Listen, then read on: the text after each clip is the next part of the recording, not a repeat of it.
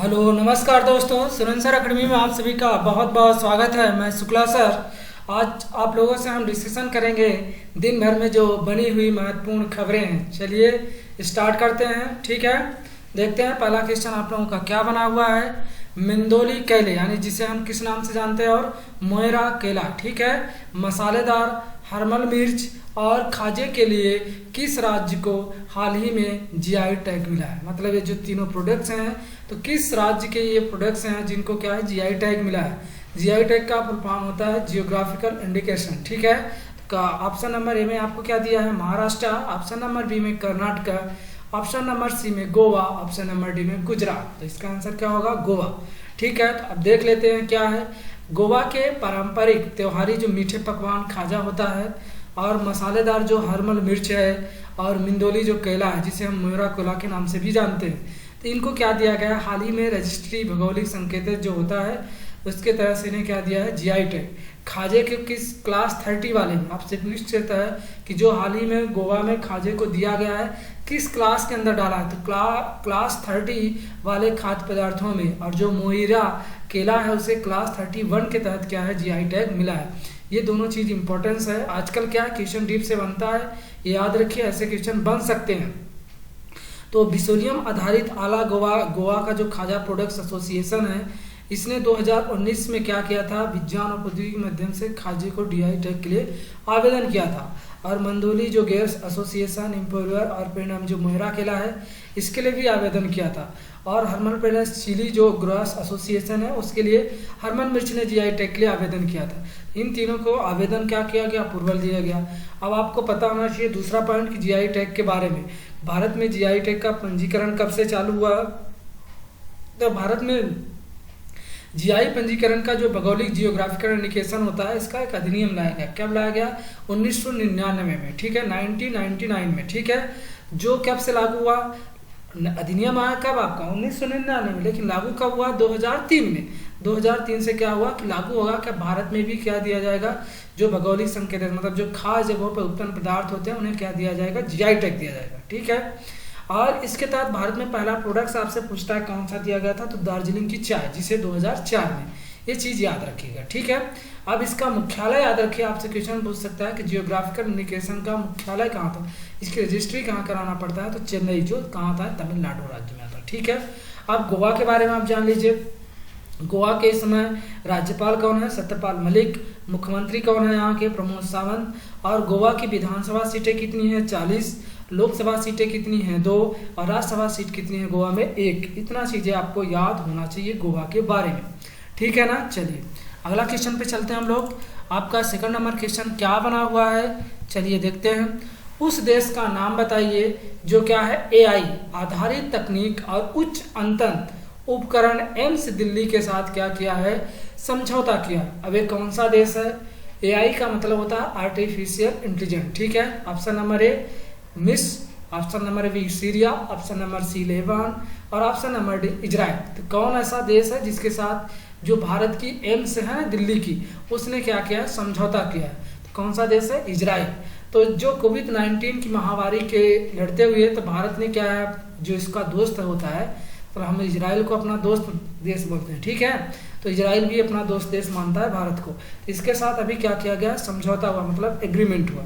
तो भारत के साथ आर्टिफिशियल इंटेलिजेंस मतलब जो मनुष्यों के द्वारा कृत्रिम चीजें होती हैं, इनका उपकरण जो है बनाया जाता है उसके साथ। और जो भारत में इजराइल के राजदूत हैं कौन, डॉक्टर आना मालका, इन्हें, और संजय भट्टाचार्य जो सचिव हैं, काउंसलर वहाँ के, ये सभी मंत्रालय में उपस्थित थे। तो डॉक्टर जो रणदीप गुलेरिया हैं, तो इनके निर्देशक के आधार पर जो एम्स दिल्ली के जो वो हेड हैं, तो कौन है, डॉक्टर रणदीप गुलेरिया। तो इन सभी लोगों ने मिलकर क्या किया, इस तकनीक उपकरण को भारत में ओ किया गया, ठीक है ना। तो ये आप याद रखिएगा, विदेश मंत्रालय के तहत ये ओ किया गया था। अब आपको इजराइल के बारे में पता होना चाहिए कि इजराइल की राजधानी क्या है, तो आप सभी को पता होगा जेरूसलम है। पीएम कौन है यहाँ के, बेंजामिन नेतान्याहू। और आपसे पूछ सकता है कि यहाँ के प्रेसिडेंट कौन है, तो रूबेन रिविल, ठीक है, रूबेन रिविल। ये रिविलियन है क्या है यहाँ के प्रेसिडेंट है, ठीक है, राष्ट्रपति। अब आपको पता होना चाहिए कि इजराइल का जो विवाद चलता है फिलिस्तीन से और सीरिया से, और तो किन किन जगहों के लिए चलता है, तो आपको पता होना चाहिए कि वेस्टर्न नामक जो फिलिस्तीन का जगह है वहाँ, और जो आपका कौन है, गाजा पट्टी ये, और एक तीसरा स्थान कौन है, जो गोलन हाइट है। गोलन हाइट सीरिया से लगी हुई सीमा है। तो आपसे क्वेश्चन पूछता है कि गोलन हाइट किन दो देशों के बीच विवाद है, तो इजराइल और सीरिया के बीच। जब आपको गाजा पट्टी और वेस्टर्न बैंक की बात करेगा तो इसका हो जाएगा फिलिस्तीन, ठीक है ना। तो ये चीज़ भी याद होना चाहिए इजराइल के साथ। जब हम सभी चीज़ें पढ़ते हैं तो थोड़ा सा रिवीजन मारना जरूरी रहता है, ठीक है। चलिए आगे चलते हैं। थर्ड नंबर क्वेश्चन पे आपका क्या है, WGDP महिलाओं को भारत भर में चुनौती से जोड़ने के लिए US की जो संस्था है एड्स के साथ क्या किया है, किस आधार पर भागीदारी की है। तो इसका साथ कौन सा फाउंडेशन है भारत का, ठीक है। तो माँ और बाल स्वास्थ्य फाउंडेशन के साथ, कि केयर फाउंडेशन के साथ, बिल एंड मेलिंडा फाउंडेशन के कि रिलायंस फाउंडेशन के साथ। तो जो महिलाओं का GDP मतलब GDP है, GDP का फुल फॉर्म याद रखिए कि ग्लोबल डेवलपमेंट एंड प्रॉस्पेरिटी, मतलब एक क्या है इसका फुल फॉर्म होता है GDP का, मतलब कि जो महिलाओं के लिए संस्था चलाई गई। तो महिलाओं की वैश्विक विकास और समृद्धि के लिए ये पहल चालू की गई। इसके तहत जो एजेंसी फॉर इंटरनेशनल डेवलपमेंट है, कहाँ की, US की एजेंसी फॉर इंटरनेशनल डेवलपमेंट, कहाँ की, US यानी अमेरिका की, और रिलायंस इंडस्ट्री लिमिटेड की एक शाखा है क्या, जिसका नाम क्या है, रिलायंस फाउंडेशन। तो ये भारत में जो लैंगिक डिजिटल विभाजन है, इन भागीदारियों को कम करने के लिए क्या किया है, साझेदारी किया, मतलब दोनों ने एग्रीमेंट किया, ठीक है। जो भारत में 2020 तक में क्या करेगा, WCC यानी महिला कनेक्ट चैलेंज को क्या करेगा, शुभारंभ कर रहा। अब इसके साथ क्या होगा कि जो डिजिटल डिवाइडेशन अंतर को कम करने के लिए शुरू किया गया है। अब आपको क्वेश्चन बन सकता है कि रिलायंस फाउंडेशन की संस्थापक कौन होते, कौन है, नीता अंबानी। कौन है, नीता अंबानी। कब हुआ था ये, 2010 में रिलायंस फाउंडेशन की क्या की गई थी, स्थापना की गई थी। इसका हेडक्वार्टर कहाँ है, तो इसका हेडक्वार्टर कहाँ है, मुंबई में है, ठीक है। और इसकी आपको पता ही है कि अध्यक्ष कौन है, नीता अंबानी, ठीक है। और आपको USAID के बारे में पता होना चाहिए कि जो US की एजेंसी है, क्या, एजेंसी फॉर इंटरनेशनल डेवलपमेंट, ये कब बनी थी, ये बनी थी 1961 में। इसका हेडक्वार्टर कहाँ है, तो इसका हेडक्वार्टर वाशिंगटन DC में है, ठीक है। और इस समय इसके कार्यवाहक जो प्रशासन कौन है, जॉन वर्सा है, ठीक है। तो इतना चीजें आपको पता होना चाहिए, ठीक है। चलिए अगले क्वेश्चन पे चलते हैं कि फोर्थ नंबर आपका क्वेश्चन क्या बना हुआ है। चौथा नंबर आपका क्वेश्चन है, राष्ट्रीय कृषि उच्च शिक्षा परियोजना यानी NAHEP को भारत सरकार और किस बैंक के द्वारा वित्त पोषित किया गया है। भारत में मिलके और भारत की सरकार और किस बैंक के साथ इस दोनों को क्या फंड दिया जा रहा है। तो ऑप्शन नंबर ए में दिया है आपका एशियन इंफ्रास्ट्रक्चर इन्वेस्टमेंट बैंक यानी AIB। ऑप्शन नंबर बी में दिया है आपका new development bank. Option number C में दिया है ACI बैंक यानी ADB। और ऑप्शन नंबर डी में दिया है WB यानी विश्व वर्ल्ड बैंक, ठीक है, जिसे हम विश्व बैंक के नाम से जानते हैं। तो ये कौन सी संस्था है, तो इसका आंसर क्या होगा, वर्ल्ड बैंक के साथ ही भारत सरकार और वर्ल्ड बैंक के क्या करेंगे कि जो राष्ट्रीय हायर एजुकेशन किसके, कृषि एग्रीकल्चर में उन परियोजनाओं के लिए क्या करेगा, वो करेगा, ठीक है, पैसा इन्वेस्टमेंट करेगा। तो अभी आपने देखा होगा कि जो हमारे कृषि मंत्री थे कौन, नरेंद्र सिंह तोमर जी, उन्होंने क्या कृषि में एक नामक एक क्या योजना लॉन्च की है, तो वो भी याद रखिए। तो जो ICAR है, कौन सा है, ICAR यानी क्या, Indian council of agriculture research, ठीक है ना, जो 16 जुलाई 1929 में बनी थी। इसका हेडक्वार्टर नई दिल्ली में, ठीक है ना। तो इसने और जो NAHEP है यानी नेशनल एग्रीकल्चर हायर एजुकेशन परियोजना यानी प्रोग्राम के तहत क्या है स्थापित किया गया, जिसको क्या किया जाएगा, विश्व बैंक और भारत सरकार दोनों क्या करेंगी, वित्त पोषित करेंगे यानी पैसा फंड देंगे, ठीक है। और इसके लिए क्या किया गया, और दूसरा पॉइंट आपको पता होना चाहिए कि इस सेंटर ने ही मिलकर कौन से NARM ने एक कृषि मेघा नामक का सेंटर स्थापित किया है। ये कहाँ किया है आपको पता होना चाहिए, हैदराबाद कहाँ, तेलंगाना में, ठीक है। तो राष्ट्रीय कृषि अनुसंधान जो प्रबंध अकादमी है, तो उसने क्या किया है, हैदराबाद में कृषि मेघ नामक का क्या है, डेटा रिकवरी सेंटर भी स्थापित किया है। ये भी चीज आपको पता होना चाहिए, ठीक है। अब वर्ल्ड बैंक की पता ही है किसकी स्थापना कब हुई थी, 1944 में। इसका हेडक्वार्टर कहाँ है, वाशिंगटन DC में। इस समय इसके प्रेसिडेंट कौन है, अध्यक्ष कौन है, डेविड माल्पस, ठीक है। इतना चीजें आपको वर्ल्ड बैंक के बारे में भी पता होना चाहिए। चलिए ठीक है, चलते हैं हम लोग 5वें नंबर क्वेश्चन पे। 5वां नंबर आपका क्वेश्चन क्या बना हुआ है, केंद्र सरकार द्वारा तैयार वैक्सीन प्रशासन पर राष्ट्रीय विशेष समूह, मतलब जो अभी वैक्सीन जो आ रही है किसके लिए, कोरोना वायरस के लिए, तो उसमें से किसका प्रमुख बनाया, मतलब एक कमेटी का बनाया गया जो उसको क्या करेगा, हेड करेगा। बहुत अच्छा काम है। अजीत डोभाल, राजीव कुमार, अजय त्यागी, बीके पाल। तो नीति आयोग आप सभी लोगों ने पढ़ा होगा, national institution for transforming India, जिसकी स्थापना हुई थी 1 जनवरी 2015 को। ठीक है, तो जो इसके सदस्य थे कौन, बीके पाल।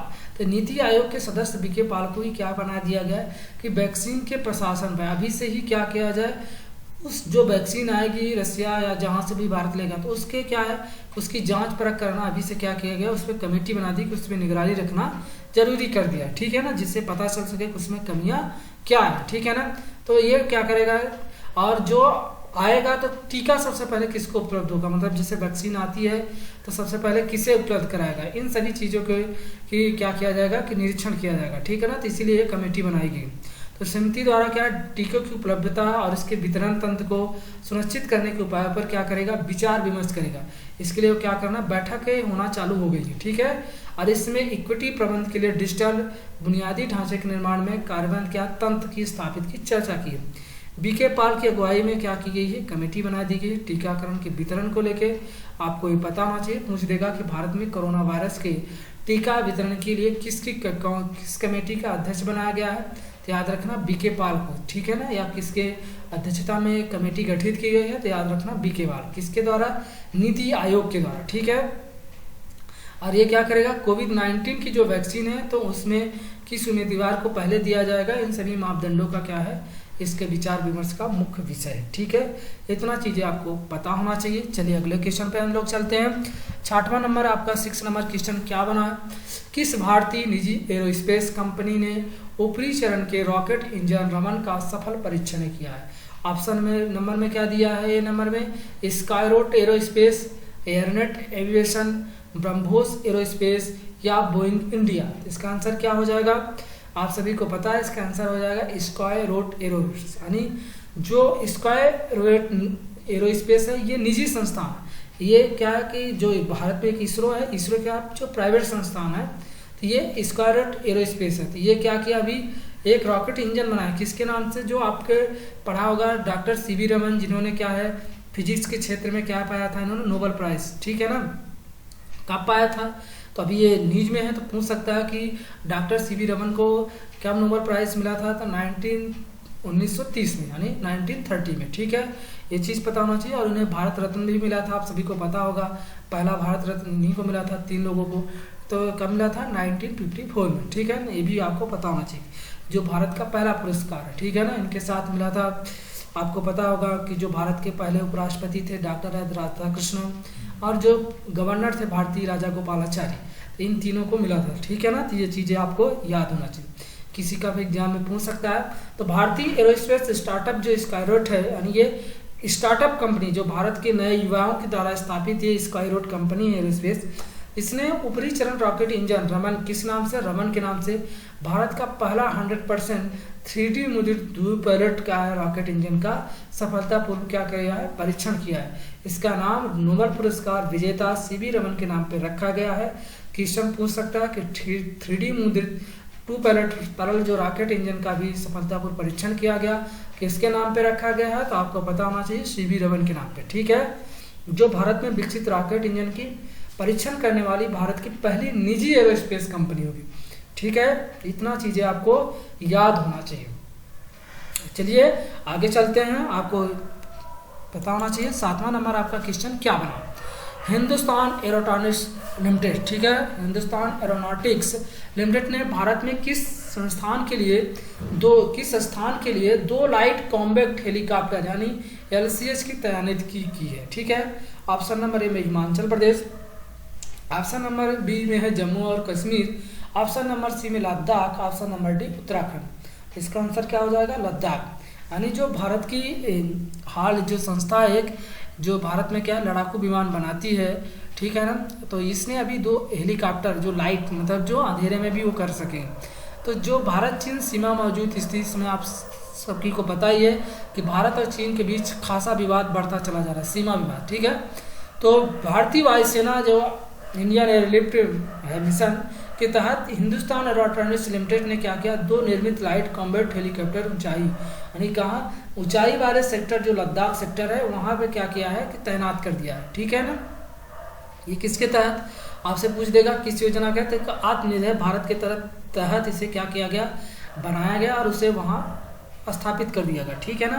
किसके द्वारा बनाया गया, हॉल के द्वारा। और डिजाइन जो विकसित किया कि दुनिया का सबसे हल्का हेलीकॉप्टर है। ठीक है ना, आपको पता होना चाहिए। ठीक है ना, आप इसको पता होना चाहिए कि ये भारत में कब बनी थी। तो ये हॉल जो बनी थी 1964 में। ठीक है, ये स्थापित हुई थी। हाल का आपको पता होना चाहिए कि हेडक्वार्टर कहाँ है, यानी हिंदुस्तान एरोनॉटिक्स लिमिटेड का हेडक्वार्टर कहाँ है, बेंगलुरु में, जो कहाँ था है कर्नाटका में। ठीक है, इतना। और इसने अब भारत में आप सभी जानते हैं कि बोइंग जो कंपनी है तो एयर चाइनिंग अपाचे जो हेलीकॉप्टर है ये हमने अमेरिका से ली थी। चिनूक जो होती है ये भी अमेरिका से ली है। ठीक है, तो ये आपको चीज़ें याद होना चाहिए। ठीक है ना, तो ये दोनों एडवांस हेलीकॉप्टर, ठीक है ना, 64 ये हमने कहाँ से लिए थे, अमेरिका से ही। ठीक है ना, जो बोइंग कंपनी के द्वारा क्या की थी, बनाई गई थी। ठीक है ना। चल अगले क्वेश्चन पे चलते हैं हम लोग। 8वां नंबर आपका क्वेश्चन क्या बना हुआ है, 8वां नंबर आपका क्वेश्चन बना कि भारतीय प्रतिस्पर्धा आयोग ने होंडा मोटर और किस कंपनी के बीच संयुक्त उद्यम गठन से एक संबंधित एक प्रस्ताव का संयोजन को क्या दी है, मंजूरी दी है। ऑप्शन नंबर ए में है महिंद्रा, ऑप्शन नंबर बी में है Aditya Birla, option number C में हिताची, ऑप्शन नंबर डी में हिंदुजा। तो इसका आंसर क्या हो जाएगा, इसका आंसर हो जाएगा आपका हिताची। भारतीय प्रतिस्पर्धा आयोग मतलब जो CCI है उसने क्या किया है, होंडा मोटर जो कंपनी लिमिटेड है तो उसकी हिताची लिमिटेड के एक संयुक्त उद्यम के लिए क्या है, केहिन कॉर्पोरेशन, निस्पिन ऑयल कंपनी लिमिटेड और सोवा कॉर्पोरेशन और हिताची लोकोमोटिव्स जो सिस्टम लिमिटेड है संयुक्त रूप से इनको क्या किया गया, संयोजन की मंजूरी दे दी। ठीक है, इसमें कौन था, तो जो आपके केंद्रीय सूक्ष्म एवं उद्यमी मंत्री हैं यानी SME मिनिस्टर कौन है आपके, नितिन गडकरी। इन्होंने वीडियो कॉन्फ्रेंसिंग के थ्रू जो क्या किया गया, कॉन्फेडरेशन ऑफ इंडिया इंडस्ट्रीज का जो आयोजित था, क्या आयोजित था, एक सम्मेलन आयोजित था। कौन सा, इंडिया एट द 75 समिट। आपसे क्वेश्चन पूछ सकता है किस समिट के तहत, India at the rate 75 summit mission 2022 को संबोधित किया। किसने किया, नितिन गडकरी साहब जी ने। ठीक है ना, ये सम्मेलन रिवोल्यूटिंग टेक्नोलॉजी मतलब जो इंडिया में रिव्यू लाना है उस पर केंद्रित था। ये कहाँ स्थापित हुआ, तो आप सभी को पता होना चाहिए किस मंत्रालय के द्वारा, MSME यानी जिसके मिनिस्टर कौन है, नितिन गडकरी। MSME का फुल फॉर्म सबको पता है, माइक्रो स्मॉल मीडियम इंटरप्राइजेज, 1956 में स्थापित हुई थी, जिसका हेडक्वार्टर कहाँ है, नई दिल्ली में। ठीक है, तो हिताची आपकी जो कंपनी है इसके साथ हुआ। इतना चीज़ें आपको क्या होना चाहिए, पता होना चाहिए। और ये कंपटीशन ऑफ इंडिया कमीशन की स्थापना कब हुई थी, इसका 14 अक्टूबर 2003 का। इसका हेडक्वार्टर कहाँ है, तो इसका भी हेडक्वार्टर नई दिल्ली में। ठीक है ना। चलिए 9th नंबर क्वेश्चन पे आते हैं। 9वां नंबर आपका क्वेश्चन क्या बना हुआ है, उस व्यक्ति का नाम बताइए जो अंतर्राष्ट्रीय आर्थिक संबंधों पर भारतीय अनुसंधान परिषद ICRIER का नया अध्यक्ष बनाया गया। किसे बनाया गया है, ईसर जज अहूवालिया को, प्रमोद भसीन को, रजत कथुरिया को, अमृता सुनार। तो इसका आंसर क्या हो जाएगा, प्रमोद भसीन को। भारतीय आर्थिक अनुसंधान परिषद में जो एक थिंक टैंक संस्था है तो इसके जो चेयरपर्सन थे कौन थे, ईसर जज अहूलवालिया। इन्होंने पिछले 15 वर्षों से क्या है ये पद संभाला हुआ था। इनका स्वास्थ्य अभी खराब हो गया जिसके कारण ये इस्तीफा दे दिए। तो इनकी जगह पे किसके बनाया गया है कि जो आपके प्रमोद भसीन जी हैं, तो इन्हें क्या बनाया गया है, इसका अध्यक्ष बनाया गया है। आपको ये पता होना चाहिए। तो ये क्या थे कि जो बोर्ड ऑफ गवर्नर्स होता है तो उसके तहत ये वर्तमान में नए अध्यक्ष के रूप में इन्हें क्या किया गया, जो बोर्ड ऑफ कहते हैं ना कि किसी भी संस्था की बोर्ड ऑफ की मीटिंग चलती है उसके द्वारा ये नियुक्त किया जाता है। तो प्रमोद भसीन को क्या किया है कि अंतर्राष्ट्रीय आर्थिक संबंधों अनुसंधान के लिए इन्हें गठित भारतीय कमेटी ने क्या बना दिया गया है, उसका अध्यक्ष नियुक्त किया। वर्तमान में उपाध्यक्ष थे। ICR के निर्देशक और मुख्य अधिकारी कौन है, तो डॉक्टर रजत कथुरिया जी हैं। ICRIER का मुख्यालय कहाँ है, तो आपको पता होना चाहिए नई दिल्ली में। ठीक है, चलिए अगले क्वेश्चन पे आते हैं। जनजातीय स्वतंत्रता सेनानियों के योगदान को मान्यता देने के लिए जनजातीय मामलों के मंत्रालय द्वारा कितने आदिवासी स्वतंत्रता सेनानी संग्रहालयों का क्या विकास किया जा रहा है। ऑप्शन नंबर ए में 3, ऑप्शन नंबर बी में 5, ऑप्शन नंबर सी में 7, ऑप्शन नंबर डी में 9। तो जनजातीय जो कार्य मंत्रालय है MoTA घोषणा की है कि आदिवासी स्वतंत्रता सेनानियों के उद्यान के लिए 9 केंद्र स्थापित करेगा। ठीक है, ये कब तक पूरा हो जाएगा? इसका संग्रहालय यानी म्यूजियम 2022 तक पूरा हो जाएगा। अब आपको पता होना चाहिए कि जनजातीय जो मंत्रालय होता है इसके मिनिस्टर कौन है इस समय? तो अर्जुन मुंडा। ठीक है ना, ये भी चीज़ें आपको याद होना चाहिए। ठीक है, कितने संग्रहालय स्थापित करेगा? 9। ठीक है, अब आपके स्टैटिक जो क्वेश्चन आपको डेली 4 दिए जाते हैं उसमें से देख लीजिए। माउंट सियानाबुंग जो ज्वालामुखी है जो हाल ही में समाचार में था, ये किस राज्य में स्थित है, मतलब किस देश में स्थित है? ऑप्शन है जापान, चिली, रूस, इंडोनेशिया, संयुक्त राज्य अमेरिका। तो आपको पता होना चाहिए कहाँ है? इंडोनेशिया में। ठीक है ना, कहाँ है? इंडोनेशिया। अगला आपका है द्वीप संघ मैदान जो हाल ही में खबरों में था, भारत के किस राज्य केंद्र शासित प्रदेश में है? लद्दाख में है, अरुणाचल प्रदेश में है, उत्तराखंड में है, मिजोरम में है कि मणिपुर में? तो इसका आंसर क्या हो जाएगा? लद्दाख। द्वीप संघ मैदान कहाँ है? आपका लद्दाख। अगला है शारदा नदी जो किस राज्य केंद्र शासित प्रदेश से उत्पन्न होती है?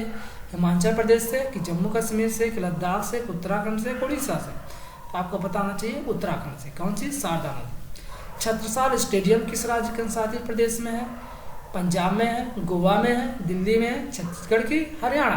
तो इसका आंसर क्या हो जाएगा? दिल्ली में। कहाँ है? दिल्ली में। ठीक है, चलिए इसी के साथ आपके लेक्चर का एक सेशन समाप्त होता है। आप लोगों का बहुत बहुत धन्यवाद। Thank you.